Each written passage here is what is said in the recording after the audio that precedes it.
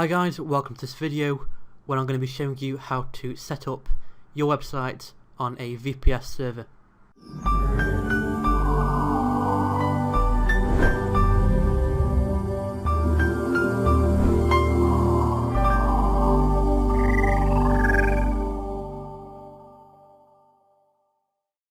So if you've ever created a website before, you've probably used something like a shared host, and this is a web server on the internet that is shared amongst several people, usually about 20, and this means that the website itself will be much slower than if using something like a VPS server.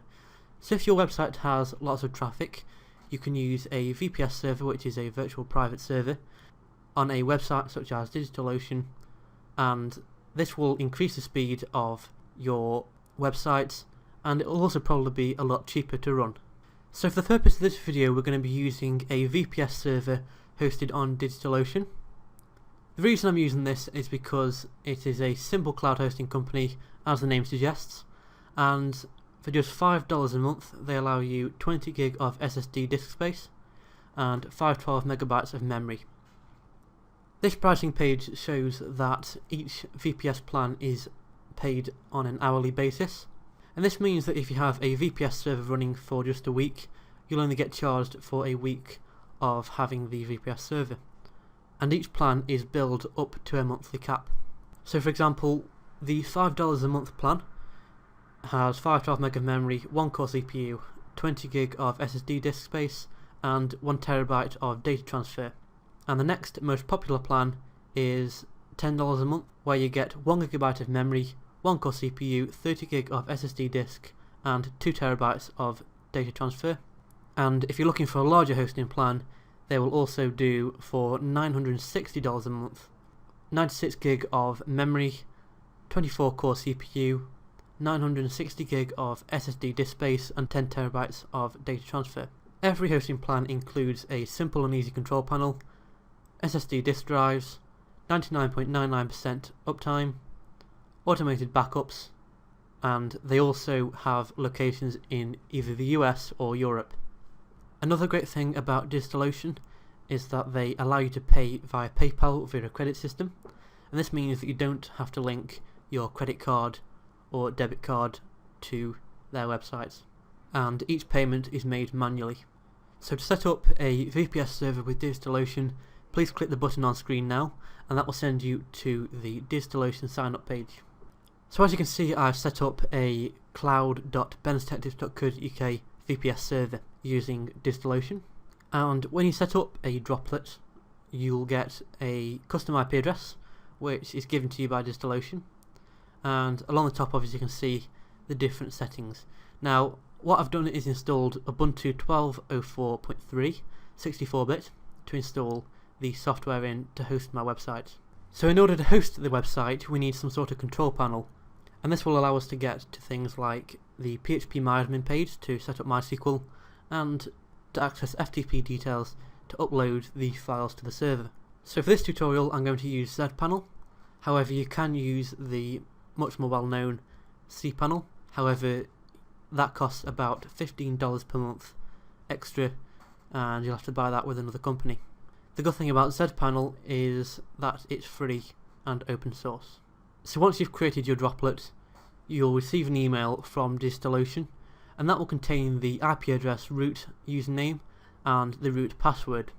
So once you've got this information, you'll need to use an SSH client such as PuTTY, and you can then connect to your new VPS server. So if we copy in the IP address from the email into PuTTY's hostname, make sure that we're selected on SSH and on port 22, hit open, and it'll say the server's host key is not cached, and hit yes. This just caches the key in the registry. Log in with the username root, and if we copy and paste the password into PuTTY by right clicking, and it will then log in. So we can then install Cpanel on our server. First what we need to do is go to this page, and it basically runs through the steps on how to install Cpanel on Ubuntu. So if we copy each command into the PuTTY window, and hit enter. So the first one is sudo-i. This makes sure you're running in the root username for the whole installation. Next, we need to ensure that we are in the home directory, which we are, but we can type in cd, and this takes us up to the root directory. Next, we need to download the installer file from GitHub. That can be done by copying and pasting this command into putty and hitting enter. Next, we need to make the installer an executable file by copying the next command and pressing enter. And that command, you won't receive any response, but it will do it. Next, we need to run apt-get install curl, and this just makes sure that the required packages are installed. So as we can see, it says 80 is already the newest version and curl is already the newest, so it doesn't need to do anything. And now what we need to do is run the installer itself by typing the following command and pressing enter. Next, we need to read through the GPL license and accept it. And as you can see, it's picked up the time zone by itself, and so if we hit enter, then we can also enter the FQDN of the server, which is cloud.benstexas.co.uk in this case.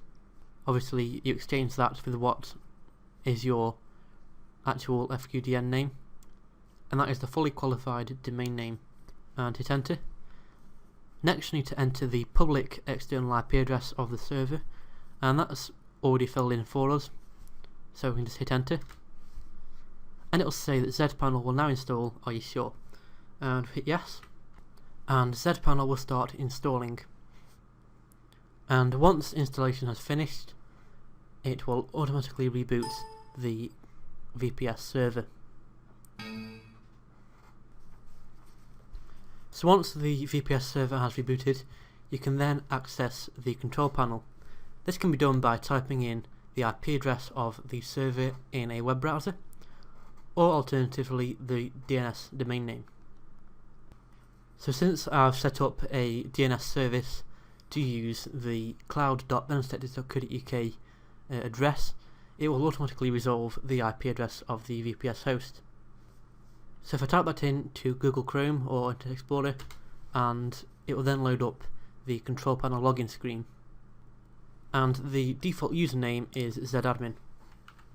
And at the minute we don't know the password to login, so what we need to do is launch WinSCP, and if we type the hostname into the hostname box, either using the IP address or the DNS name, enter the root information which was in the email, and select the file protocol as SCP and hit login,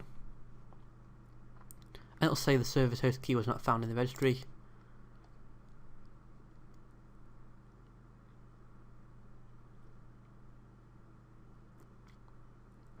And allow it to connect.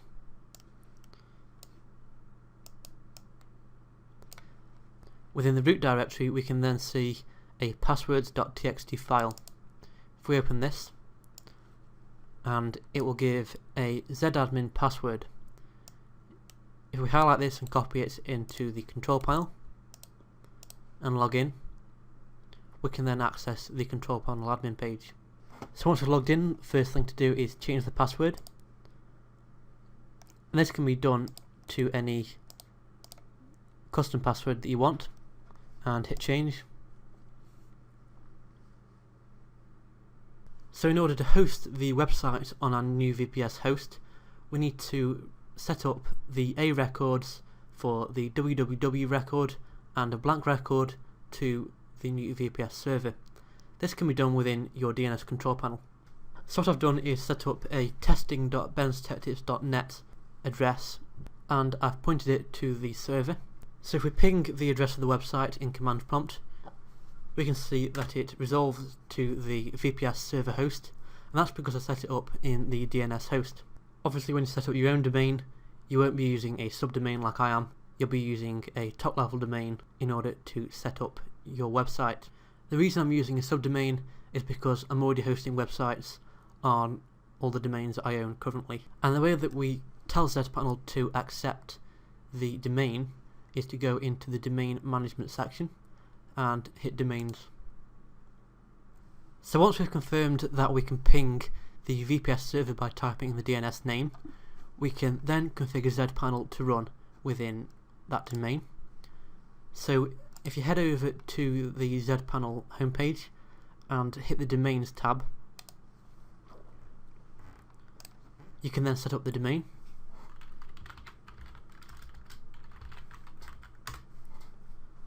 We're going to set up a new home directory by hitting create and then hit create.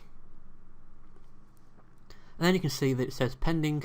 This means that the cron job has not yet run to allow Cpanel to pick up the new domain. So once your domain has turned live, it will show a green status, and in Cpanel it'll take approximately 10 minutes for it to change. However, it can take up to an hour in some circumstances. So now if we head over to the website by hitting the domain name here, it's going to show that your hosting space is ready. This means that everything's working correctly. So first we need to set up a database to host the website in. Now this is optional and it depends whether your application needs a database to run. It probably will, and this is the method that MySQL will use. So by heading over to the MySQL databases section, we can create a database and hit create, and then we need to assign a user to the database, and by typing in the username that's going to be used and mapping it to a database, which is the database we just created. Then setting up the remote access to allow from any IP at the minute, and hit create. And this will give a username and a password for the MySQL database. So on the FTP page we need to set up a FTP username to allow us to upload to the website. This can be done by simply typing in a username and a password, and setting the access type to full access for now, and then set up the master home directory to the root directory and hitting create, and that will allow us to upload files to the home directory itself. So now we need a website to actually upload to the domain. So if you're creating a website, you could use something like WordPress or Drupal. So if you want to install WordPress, then click on the button on screen now, and that will take you to my previous video where I'll be showing you how. But for now what we're going to do is use a PHP test file just to prove that PHP is working and that we can access the site. So if you head over to the link on screen now, you can see this page, and this links you to a PHP test file that I created, and if you hit download and agree and download the test file and just save it to desktop, we can see that it basically just has a PHP info command which shows all the information about PHP. So we're going to upload it to our website with the FTP details we created earlier. So if we open FileZilla, which is an FTP client, type in the host, which is our IP address of our web server, or the DNS name. For this tutorial it is set as cloud.benstead.co.uk, and you could alternatively use the host as your website.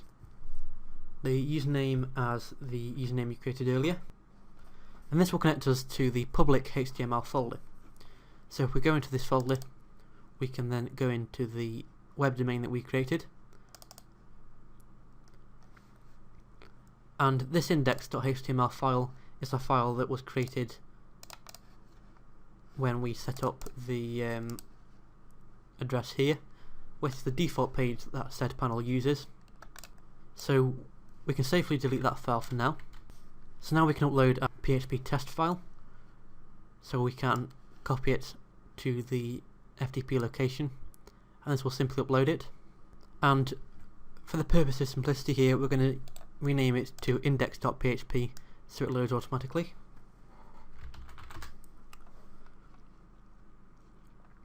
And once that is done, we've finished uploading the files. Obviously if you're using something like WordPress, there's more files than one you have to upload, and you also have to configure the database, which we did earlier.